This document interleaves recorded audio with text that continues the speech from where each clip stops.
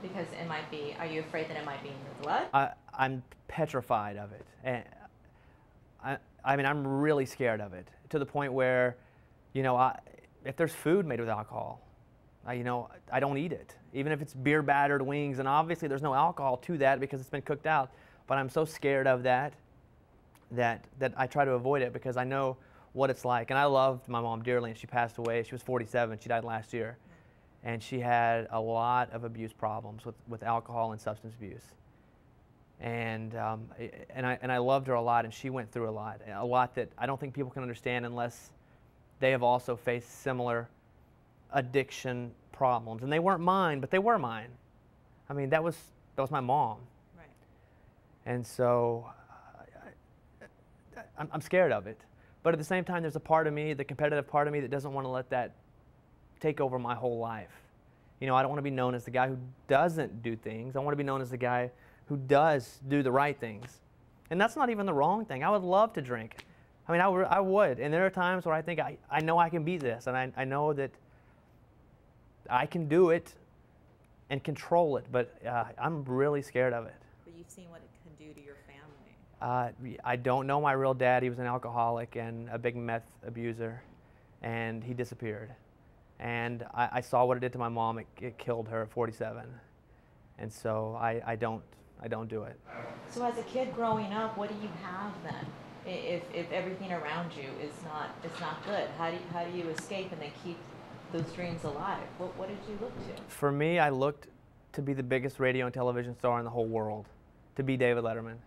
I mean, that really is what I wanted to be. And I would sneak up at 9 and 10 years old and watch David Letterman and not know what he was talking about. I have no idea. And I would sneak up and watch the shows. And for me, sneaking up wasn't even a big deal because I grew up and I had a mom and a stepdad at the time and 2 sisters and myself, and we lived in an 800 square feet house. And I didn't have a bedroom my whole life. I slept on a couch, and I put my clothes underneath the couch. And so I slept in the living room, and the TV was always on. So, you know, the sneaking of David Letterman wasn't the hard part, but you know, I watched it every night, and I wanted to be that. And maybe not that exactly, but I wanted to be some form of that, and that's still, you know, what I'm trying to do now.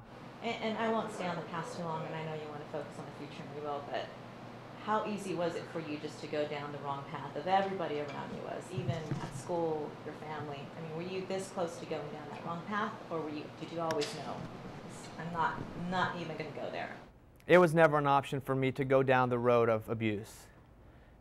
And my therapist tells me that I have a problem with loving myself and trusting other people because of what happened around me, and I really wasn't able to trust that anyone was ever there.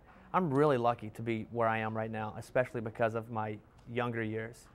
And so is my sister. And, you know, and she's doing great with 2 kids, and I help her out as much as possible. But for our struggles, I think we're stronger for it. I know that I am. I know that the past has shaped me in a lot of great ways, and in some, I'm a little off at times too, and I have trouble in relationships. But I'm getting happier with who I am as a person, and that has been a big step for me in the past 3 to 5 years. If trust was such a big issue with you growing up, then how can you trust, or what do you draw on to know that this move is going to be okay? I trust in my talent, and I trust in my team that we're going to be okay. I hope we're going to be okay. I hope that people resonate with and to me like they have here in Austin. I don't know that. I've never felt pressure with a job in my life until this one.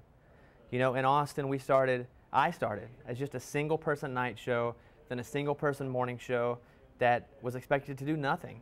And the more we did, the more good it was, but there was still no pressure because I had achieved a new place. And so the only pressure was, hey, can you do it again? And if you can't, fine, you've already done great. And so as we grew, there was no pressure to ever grow anymore. But as we did, you know, we were rewarded. Now, instead of being rewarded, we're expected to be. And so we move into this job, and you know, we're all getting paid more, and we have all these more radio stations, and it's pressure because I'm also going through a big format change.